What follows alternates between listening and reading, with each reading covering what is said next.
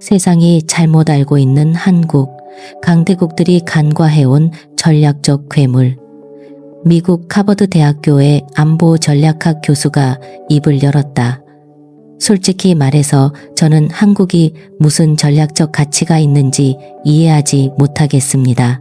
미국이 없으면 한국은 그냥 끝나는 것 아닙니까? 순간 강의실 전체에 무거운 침묵이 흘렀다. 중국인 유학생 왕레이가 비웃음을 터뜨리며 말했다. 교수님, 말이 안 됩니다. 한국이 그렇게 대단한 나라라면 왜 지금까지 숨어 지냈던 겁니까? 에드워드 교수는 날카롭고 의미심장한 눈빛으로 그를 쏘아보며 말했다. 왕레이, 웃지 말게. 자네의 조국이 첫 번째로 고통받을 수 있으니 미국 최고의 명문 하버드 대학교에서 국제안보 전략 분야의 최고 권위자인 존 에드워드 교수의 강의가 막 시작되려 하고 있었다. 수십 명의 학생들이 그의 강의를 기다리며 특유의 긴장감으로 가득 차 있었다. 교수가 강의실로 들어서자 학생들의 웅성거림은 순식간에 잦아들었다. 오늘 우리는 동북아시아의 안보 구도에 대해 토론할 것입니다. 특히 이 지역의 전략적 요충지와 주변국과의 관계에 초점을 맞출 겁니다. 에드워드 교수가 말을 이어가려던 순간 맨 앞줄에 앉아있던 중국인 유학생 왕레이가 손을 들었다. 교수님, 솔직히 말해서 저는 한국이 무슨 전략적 가치가 있는지 이해하지 못하겠습니다.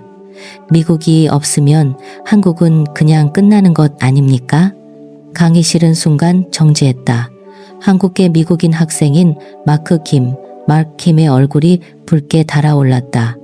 하지만 에드워드 교수는 아무 말 없이 천천히 칠판으로 걸어갔다. 교수님, 제가 뭐 잘못 말했습니까? 왕레이가 다시 물었다. 한국은 그저 외세에 의존해야만 하는 작은 나라일 뿐이지 않습니까? 에드워드 교수는 여전히 침묵을 지킨 채 칠판에 큰 글씨로 두 단어를 썼다. 전략적 오산, Strategic Miscalculation. 여러분, 오늘 예정되었던 강의는 잠시 미루겠습니다. 대신 지난 수십 년간 국제안보학계가 저질러온 가장 치명적인 실수에 대해 이야기하고 싶군요.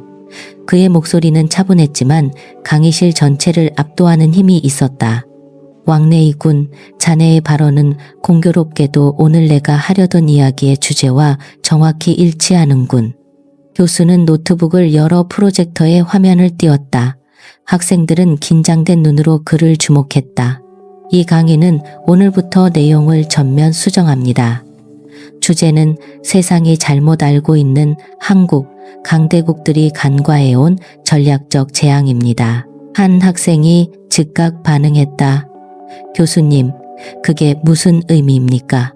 교수는 잠시 침묵하다가 천천히 고개를 들어 학생들을 바라보았다. 여러분 모두는 미래 국제 안보 분야를 이끌어갈 인재들입니다. 하지만 여러분은 지금까지 세계 안보 지형을 완전히 바꿔버릴 한 나라를 제대로 본 적이 없습니다. 마크 김이 물었다. 한국을 말씀하시는 겁니까? 맞습니다. 오늘 내가 여러분에게 공개할 정보는 극소수에게만 알려진 내용입니다. 만약 언젠가 이 자리에 앉은 여러분이 세계를 움직이는 리더가 된다면 오늘이 바로 여러분이 한 나라의 숨겨진 실체와 처음 마주한 날이라는 것을 기억하게 될 겁니다. 학생들은 조용히 고개를 끄덕였다. 왕레이의 얼굴에는 여전히 노골적인 의구심이 서려 있었다. 그럼 시작하죠.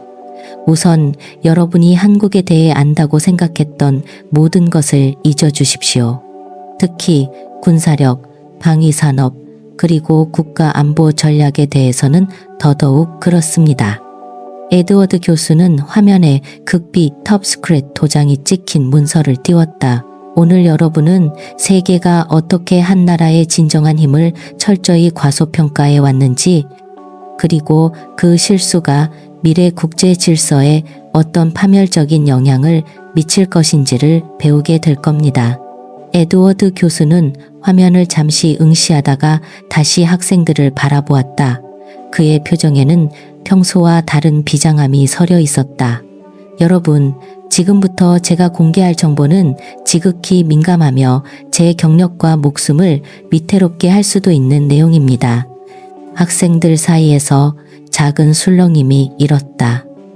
교수가 노트북을 클릭하자 곧 영어 섞인 중국어 음성이 강의실에 울려 퍼졌다. 내 이름은 장외이밍, 중국 국가안전부 소속이다. 이 파일이 공개되면 나는 위험에 처하겠지만 세상은 진실을 알아야 한다. 지치고 무거운 톤이었지만 목소리에는 확고한 의지가 담겨 있었다. 한국은 우리가 알던 그 한국이 아니다. 그들의 군사력에 대한 모든 평가는 완전히 잘못되었다. 필요하다면 한국은 6개월 안에 핵무기를 생산할 수 있다. 우리는 완전히 잘못 봤다. 왕래이가 비웃었다. 말도 안 돼. 한국이 그렇게 강하다면 왜 지금까지 숨어 있었던 거죠? 에드워드 교수가 그를 날카롭게 쏘아봤다. 웃지 말게. 자네의 조국이 첫 번째로 고통받을 수 있으니. 녹음 파일은 계속되었다. 한국의 방위 산업은 외부에 보이는 것과 완전히 다르다. 그들은 우리에게 보여주고 싶은 것만 보여줬다. 실제 기술력은 최소 10년에서 15년은 앞서 있다. 여학생 최유진이 눈을 동그랗게 떴다. 교수님, 이게 사실인가요? 중국 정보기관의 평가라면 사실일 가능성이 높지. 이 녹음 파일은 8개월 전 내 개인 정보망을 통해 입수한 것이다. 마크 김이 몸을 앞으로 숙였다. 그런데 왜 한국은 이런 능력을 숨겨야만 했죠? 강력한 억제 수단으로 사용할 수도 있었을 텐데요. 좋은 질문이군. 장외밍의 설명을 계속 들어보지. 음성 파일이 다시 재생되었다. 한국은 영내 다른 강대국들과는 다르다. 그들은 오랜 외세의 침략에 맞서 독립을 지켜온 유구한 역사를 가졌다. 이런 역사적 배경이 그들의 전략을 만들었다. 그들은 과시하지 않는다. 필요할 때까지 숨긴다. 그것이 그들의 방식이다. 에드워드 교수는 파일을 잠시 멈췄다. 이번엔 화면에 위성사진과 함께 한국의 방산공장 도표가 나타났다. 여러분, 이것이 우리가 알고 있는 한국 방위산업의 규모입니다. 그리고 이것은 교수가 다음 화면으로 넘겼다. 장외이밍이 제공한 실제 추정치입니다. 두 수치 사이에는 엄청난 격차가 있었다. 학생들은 충격에 빠진 듯했다. 최유진이 물었다. 교수님, 이렇게 큰 차이가 가능한가요? 이 정도 규모의 산업을 어떻게 숨길 수 있죠? 가능하다. 민간 기업과 방위 산업을 교묘하게 연결하는 방식이지. 한국의 수많은 인류 민간 기업들은 일반 소비재를 생산하면서 동시에 최첨단 무기 시스템 개발에 참여하고 있다. 완벽한 위장이다. 왕래이는 여전히 의심스러운 표정이었다. 중국 스파이 한 명의 증언만으로는 부족합니다. 더 확실한 증거가 필요합니다. 에드워드 교수가 미소를 지었다. 물론이지, 지금부터 그 증거들을 하나씩 보여주겠다. 하지만 먼저 장외이밍의 경고부터 들어보자. 녹음이 다시 시작되었다. 한국은 우리의 모든 안보 계산을 뒤엎었다. 그들은 조용하지만 확실하게 강대국이 되었다.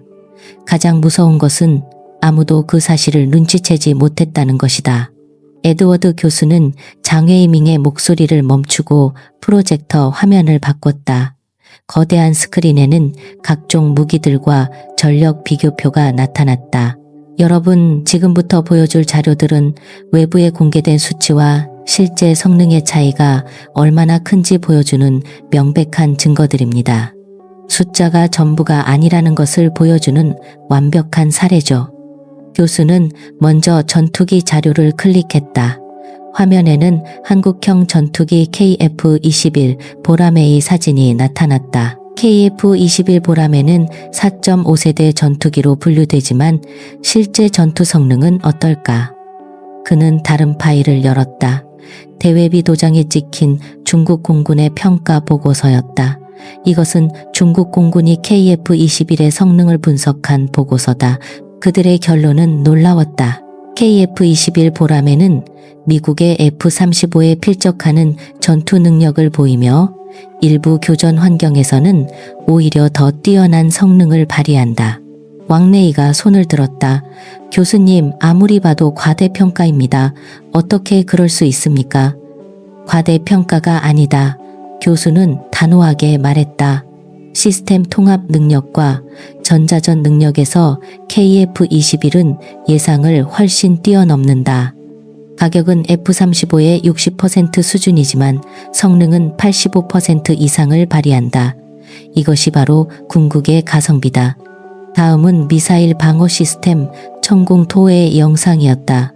실전 상황처럼 보이는 영상에서 천궁은 3분 안에 여러 방향에서 날아오는 다수의 미사일을 정확하게 요격했다.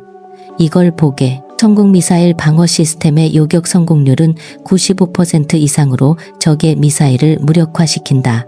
이 정도의 정확도는 세계 최고 수준이다.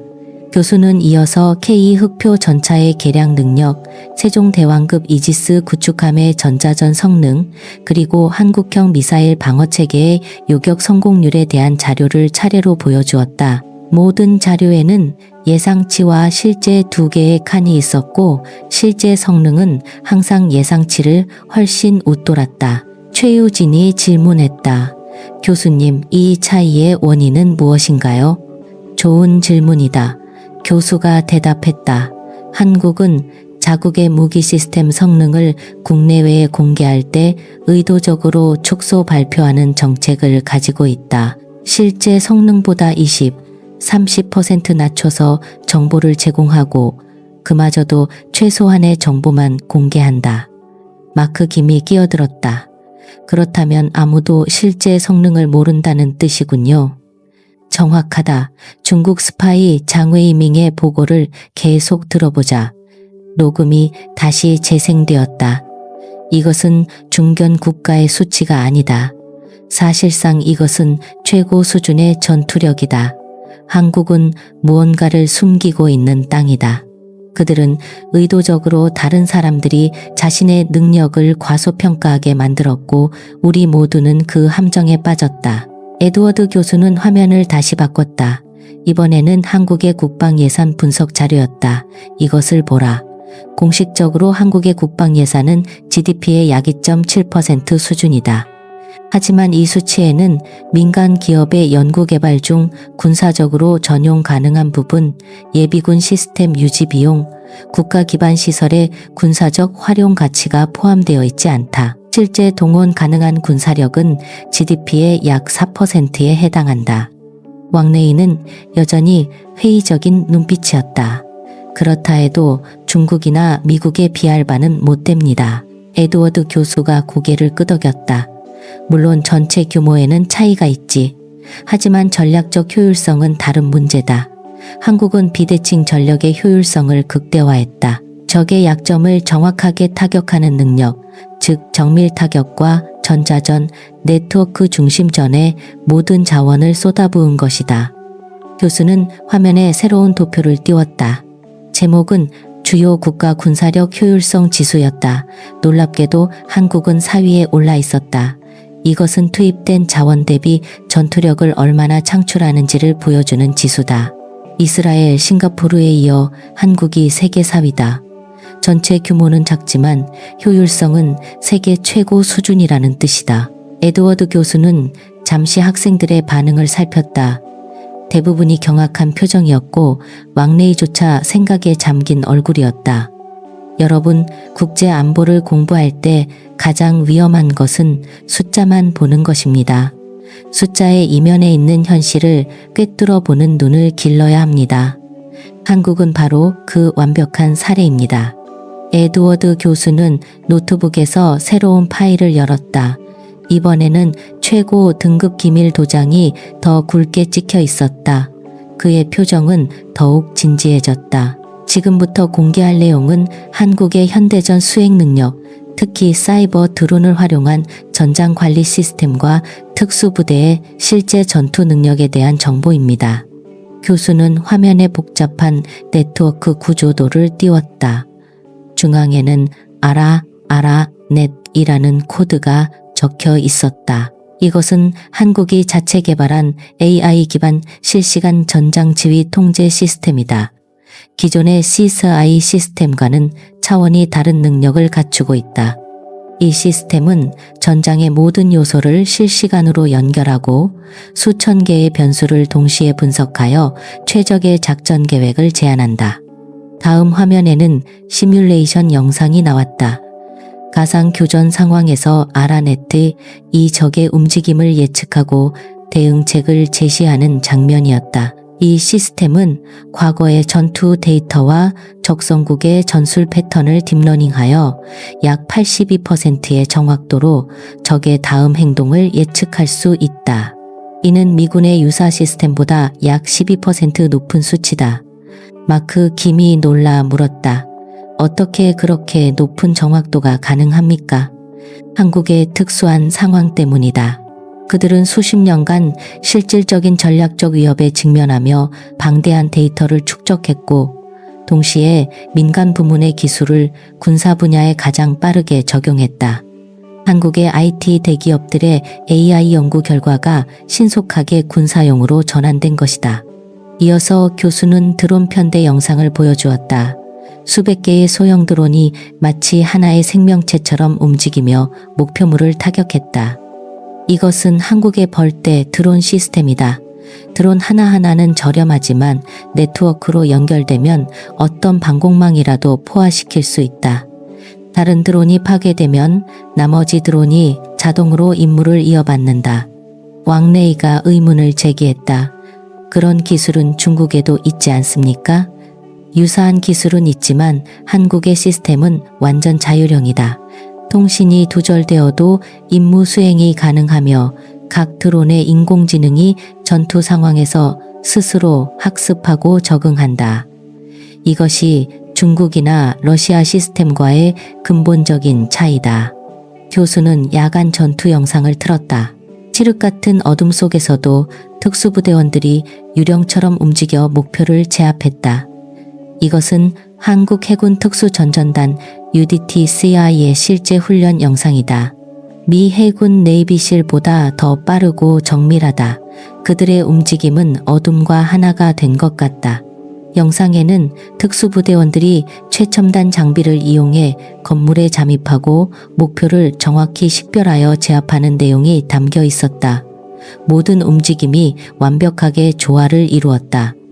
교수는 영상을 멈추고 학생들을 바라보았다. 자, 이제 묻겠다. 이것이 방어용 시스템으로 보이는가? 강의실은 조용했다. 마크 김이 천천히 고개를 저었다. 아닙니다. 명백히 공격 능력을 위한 시스템입니다. 맞다. 교수가 대답했다. 한국은 단순 방어를 넘어 적극적 억제 전략으로 전환했다. 공격받으면 몇 배로 대갚아줄 능력을 갖춘 것이다. 장웨이밍의 녹음이 다시 재생되었다. 그들의 특수부대와 첨단 장비는 우리의 예상을 완전히 뛰어넘었다. 우리는 한국인들이 이 정도로 정교한 작전을 수행할 수 있을지 의심했다. 그것이 우리의 가장 큰 실수였다. 에드워드 교수는 작게 숨을 고르고 말을 이었다. 한국은 수십 년간 주변국의 비대칭 위협에 대응하기 위해 독자적인 비대칭 전력을 개발해왔다. 그들은 강한 적을 무력화시키는데 모든 전략적 사고를 집중했다. 그 결과 그들은 세계 최고 수준의 특수전 및 사이버전 능력을 보유하게 되었다. 왕래이는 여전히 의심스러운 표정이었지만 이전보다 훨씬 집중해서 듣고 있었다. 교수님, 만약 한국이 이 정도 능력을 갖췄다면 왜 한 번도 이를 공개하거나 과시한 적이 없는 겁니까? 에드워드 교수가 미소 지었다. 전략적 모호성, strategic ambiguity 이라는 개념을 들어본 적 있나? 한국은 자신의 실제 능력을 드러내지 않음으로써 전략적 유연성을 확보한다. 적이 한국의 진짜 능력을 모르게 하는 것, 그것이 바로 가장 큰 전략적 이점이다. 에드워드 교수는 물을 한 모금 마시고 다음 화면으로 넘어갔다. 이번 슬라이드의 제목은 비핵 회흡에 의한 핵 억제 (Nuclear Deterrence by Non-Nuclear Means)였다. 이제 가장 중요한 부분이다. 한국이 어떻게 핵무기 없이 핵보유국을 억제할 수 있는지에 대해 알아보자. 교수는 화면에 한국의 탄도미사일 능력 도표를 띄웠다. 도표에는 현무, 쉰무 시리즈 미사일의 발전 과정과 사거리 정확도가 표시되어 있었다. 한국은 탄도미사일 개발에 막대한 투자를 해왔다. 특히 주목할 점은 정확도다. 현무사의 오차 범위는 불과 수미터에 불과하다. 이는 재래식 탄두로도 적의 지휘부나 핵심 시설을 정확히 타격할 수 있다는 의미다. 다음 슬라이드에는 SLBM 잠수함 발사 탄도미사일의 모습이 나타났다. 이것은 한국이 개발한 SLBM 현무 4사다. 도산 안창호급 잠수함에서 발사되며 사거리는 약 500km로 추정된다.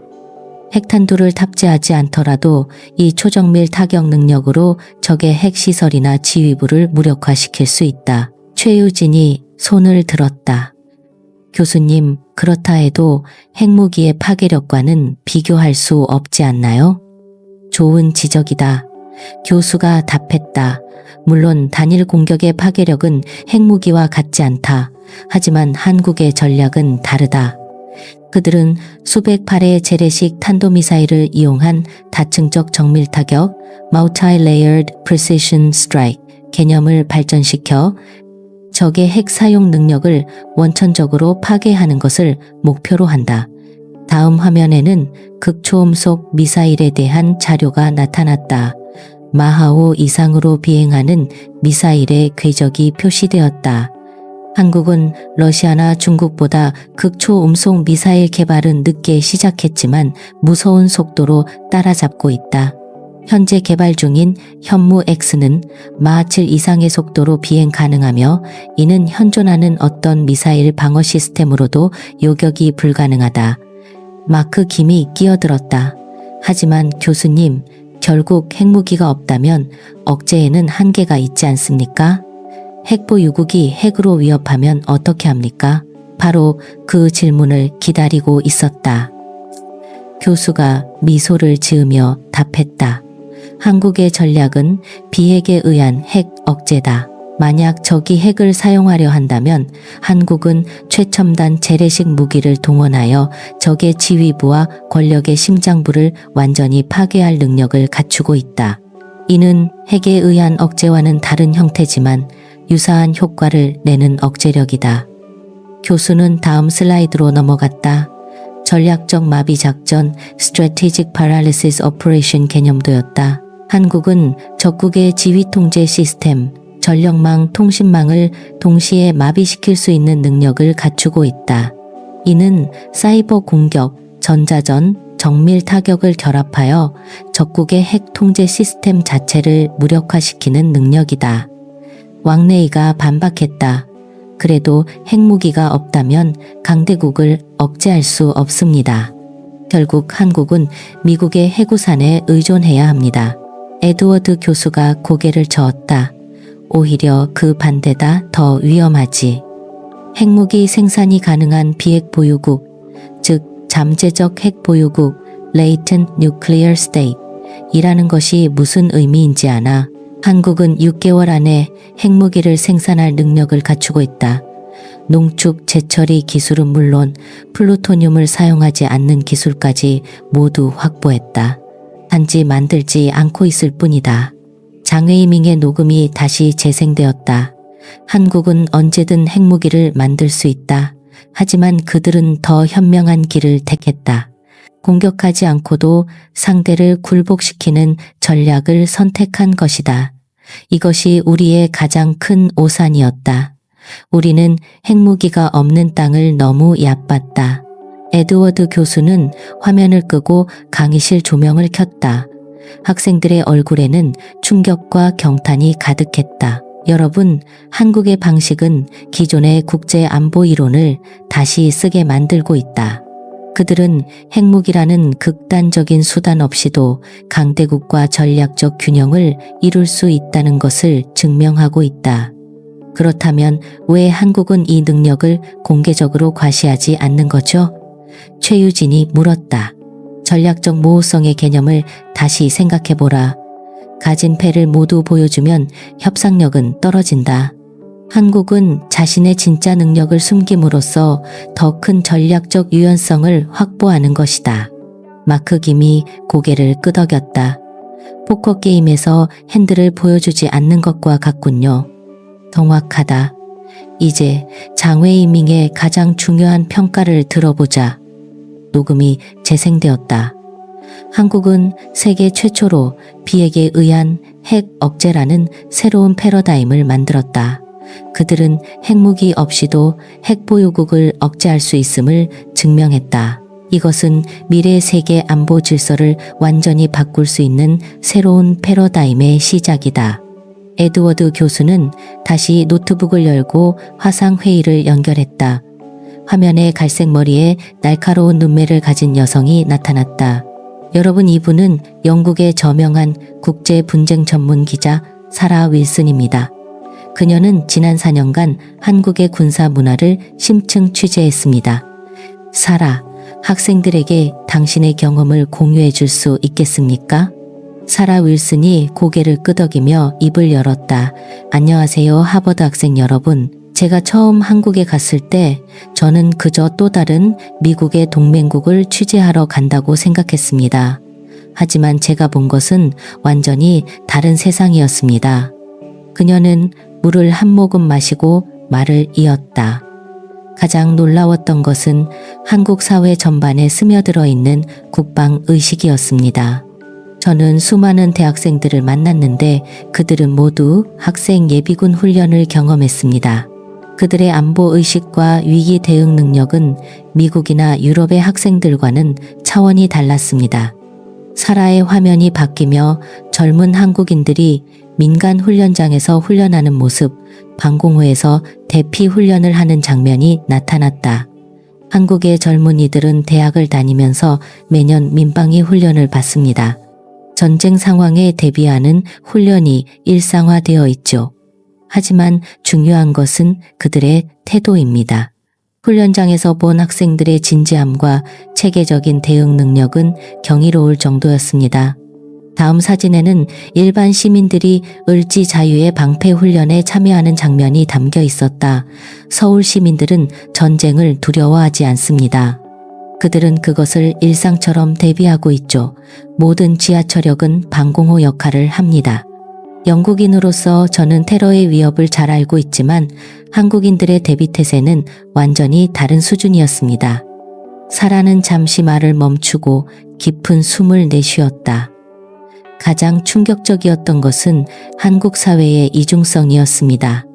겉으로는 최첨단 기술과 자유민주주의 국가이지만 그 이면에는 강철과도 같은 국방의식이 자리 잡고 있습니다. 서울은 코앞에 전략적 위협을 두고 있지만 사람들은 평화롭게 일상을 살아갑니다. 이런 상황에 적응한다는 것이 무엇을 의미하는지 상상이 가십니까? 왕래이가 질문했다. 그렇다면 주변국들이 서울에서 배우고 있다는 말은 무슨 뜻입니까? 좋은 질문입니다. 사라가 답했다. 영내 위기가 고조되면서 주변국들도 한국의 모델을 일부 도입하기 시작했습니다.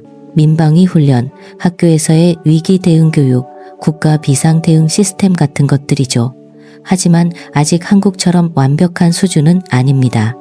한국에서는 위기 상황에 대비된 시민의 비율이 편의점 숫자보다 많을 겁니다. 이게 말이 된다고 생각하십니까? 한국에서는 그렇습니다. 마크 김이 손을 들었다. 한국인들의 정신력이 특별한 것입니까? 사라가 고개를 끄덕였다. 그들은 지속적인 위기 속에서 성장하는 법을 배웠습니다. 한국의 대학생들은 취업 준비를 하면서 동시에 위기 상황에 대비하고 연애를 하면서 생존 기술을 배웁니다. 이것은 단순한 국방 훈련이 아니라 하나의 문화 현상입니다. 사라는 다음 사진을 보여주었다.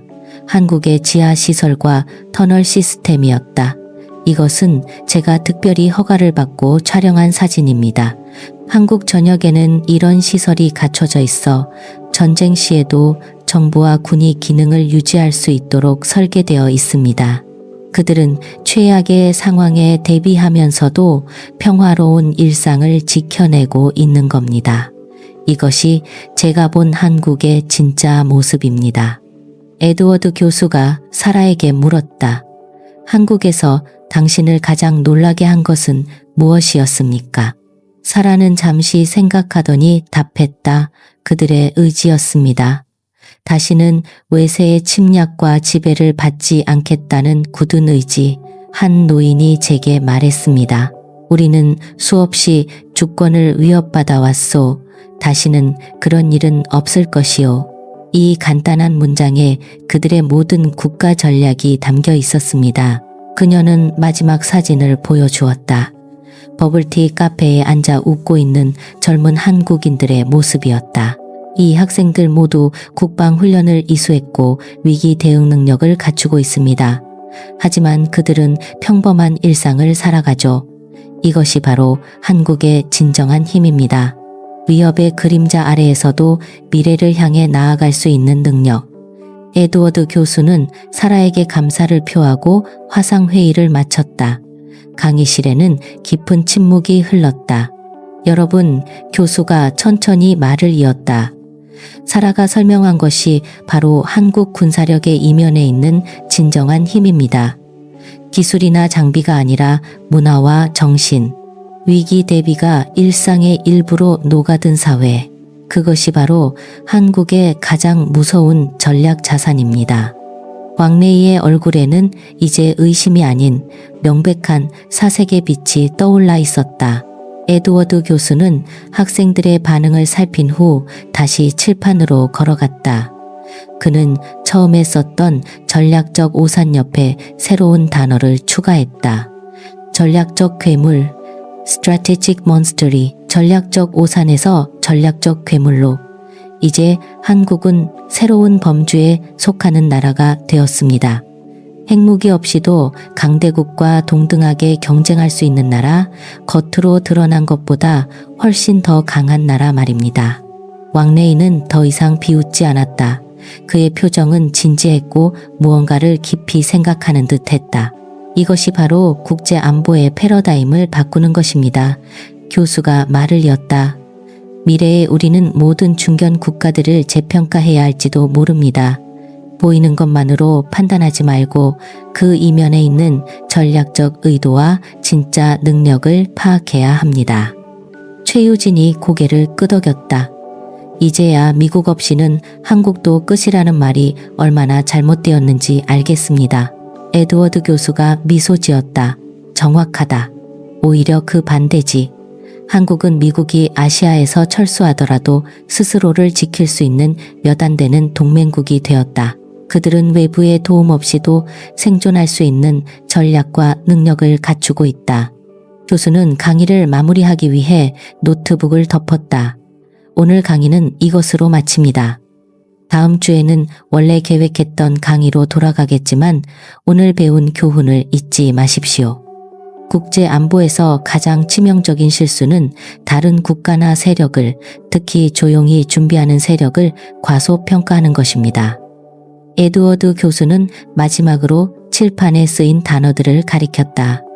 전략적 오산, 그리고 전략적 괴물. 세계는 한국을 잘못 알고 있었습니다. 그리고 그 오산의 대가는 앞으로 수십 년간 국제 질서에 영향을 미칠 것입니다. 전략적 괴물은 잠에서 깨어났습니다. 이제 아무도 한국을 예전처럼 볼 수 없을 겁니다. 교수가 강의실을 떠나려 할 때 최유진이 마지막 질문을 던졌다. 교수님, 그렇다면 한국의 다음 행보는 무엇일까요? 에드워드 교수는 문 앞에 서서 잠시 생각하더니 답했다. 그것이 가장 흥미로운 질문이겠지. 한국은 이제 서서히 자신의 능력을 드러내기 시작했다. 국제 무대에서 더 큰 역할을 맡게 될 것이다. 하지만 그들의 전략은 여전히 조용함 속에 있을 것이다. 확실한 것은 이제 세계가 한국을 주목하기 시작했고 한국 역시 그 시선을 잘 알고 있다는 것이다. 교수는 마지막 미소를 남기고 강의실을 나갔다. 학생들은 마치 국제안보 패러다임이 바뀌는 순간을 목격한 것처럼 충격과 깨달음 속에서 자리에 앉아 있었다. 강의실을 나가기 전 왕레이가 최유진에게 다가갔다. 내가 틀렸어. 그가 작은 목소리로 말했다. 한국은 우리가 생각했던 것보다 훨씬 강한 나라였어. 최유진이 옅은 미소를 지었다. 침묵은 금이라는 말이 있죠. 한국은 단지 그것을 국가 전략으로 삼았을 뿐이에요. 두 사람은 함께 강의실을 나섰다. 비가 내리기 시작한 캠퍼스는 조용했지만 그들의 머릿속은 오늘 배운 충격적인 진실로 가득 차 있었다. 조용하지만 강한 나라, 침묵으로 자신을 단련해온 나라, 세계가 이제야 그 실체를 마주하기 시작한 나라, 바로 대한민국이었다.